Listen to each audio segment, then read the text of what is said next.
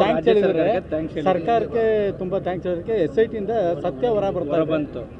ಇಲ್ಲ, ನಾವು ಸತ್ಯ ನಾನು ಮೊದಲನೇ ದಿವಸನೇ ನಾನು ಹೇಳಿದೆ. SIT ಮಾಡಿದಾಗ ಟೀಕೆ ಟಿಪ್ಪಣಿಗಳು ಬಂದಿತ್ತು ತಮ್ಗೆ ಗೊತ್ತಿದ್ದಾಗೆ. ಆದರೆ ನಾವು ಅವತ್ತು ಹೇಳಿದ್ದು ನಮಗೆ ಯಾರ ವಿಚಾರ ಮುಖ್ಯ ಅಲ್ಲ, ಸತ್ಯಾಸತ್ಯತೆಗಳು ಹೊರಬರಬೇಕು. SIT ಮಾಡಿದ ಉದ್ದೇಶ ಏನು ಭಾಳ ಟೀಕೆ ಬಂತು.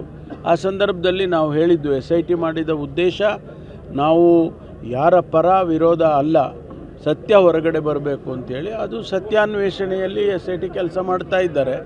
ಅದು ಸಂಪೂರ್ಣವಾಗಿ ಆಗಿ ನಮಗೆ ವರದಿ ಬರೋ ತನಕ ನಾವೇನನ್ನು ಹೇಳಕ್ಕೆ ಹೋಗೋದಿಲ್ಲ. ಈಗ BJPಯವರು ರಾಜ್ಯ ಸರ್ಕಾರದ ವಿರುದ್ಧ SIT ಮಾಡೋದು, ಧರ್ಮಸ್ಥಳದ ಅಪಪ್ರಚಾರ ಮಾಡಲಿಕ್ಕೆ ಅಂತ ಪಾದಯಾತ್ರೆ ಎಲ್ಲ ಮಾಡಿದ್ರು. ಈಗ ವೀರೇಂದ್ರ ಹೆಗ್ಗಡೆ ಅವರೇ ರಾಜ್ಯ ಸರ್ಕಾರಕ್ಕೆ ಧನ್ಯವಾದ ಹೇಳ್ತಿದ್ರು. ಅಲ್ಲ, ಈ ಸಂದರ್ಭದಲ್ಲಿ ಅದ್ಯಾವುದಕ್ಕೂ ನಾನು ಪ್ರತಿಕ್ರಿಯೆಯನ್ನು ಮಾಡೋದಕ್ಕೆ ಹೋಗೋದಿಲ್ಲ. ಯಾಕೆಂದರೆ ನಾವು ಬಂದಿರೋದು ಈಗ ದಸರಾ ಹಬ್ಬ ಸಂತೋಷದಿಂದ ಆಚರಣೆ ಮಾಡಬೇಕು. ಅವೆಲ್ಲ ಉತ್ತರ ಕೊಡುವಾಗ ಸಂದರ್ಭ ಬಂದಾಗ ನಾನು ಪ್ರತಿಕ್ರಿಯೆ ಮಾಡ್ತೇನೆ.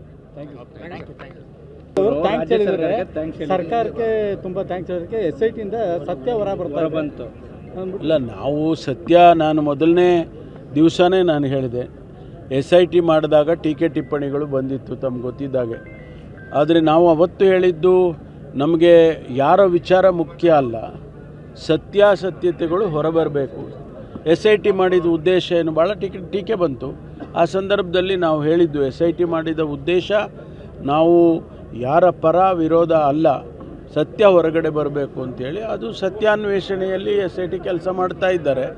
ಅದು ಸಂಪೂರ್ಣವಾಗಿ ಆಗಿ ನಮಗೆ ವರದಿ ಬರೋ ತನಕ ನಾವೇನನ್ನು ಹೇಳಕ್ಕೆ ಹೋಗೋದಿಲ್ಲ. ಈಗ BJPಯವರು ರಾಜ್ಯ ಸರ್ಕಾರದ ವಿರುದ್ಧ SIT ಮಾಡೋದು, ಧರ್ಮಸ್ಥಳದ ಅಪಪ್ರಚಾರ ಮಾಡಲಿಕ್ಕೆ ಅಂತ ಪಾದಯಾತ್ರೆ ಎಲ್ಲ ಮಾಡಿದ್ರು. ಈಗ ವೀರೇಂದ್ರ ಹೆಗ್ಗಡೆ ಅವರೇ ರಾಜ್ಯ ಸರ್ಕಾರಕ್ಕೆ ಧನ್ಯವಾದ ಹೇಳ್ತಿದ್ರು. ಅಲ್ಲ, ಈ ಸಂದರ್ಭದಲ್ಲಿ ಅದ್ಯಾವುದಕ್ಕೂ ನಾನು ಪ್ರತಿಕ್ರಿಯೆಯನ್ನು ಮಾಡೋದಕ್ಕೆ ಹೋಗೋದಿಲ್ಲ. ಯಾಕೆಂದರೆ ನಾವು ಬಂದಿರೋದು ಈಗ ದಸರಾ ಹಬ್ಬ ಸಂತೋಷದಿಂದ ಆಚರಣೆ ಮಾಡಬೇಕು. ಅವೆಲ್ಲ ಉತ್ತರ ಕೊಡುವಾಗ ಸಂದರ್ಭ ಬಂದಾಗ ನಾನು ಪ್ರತಿಕ್ರಿಯೆ ಮಾಡ್ತೇನೆ.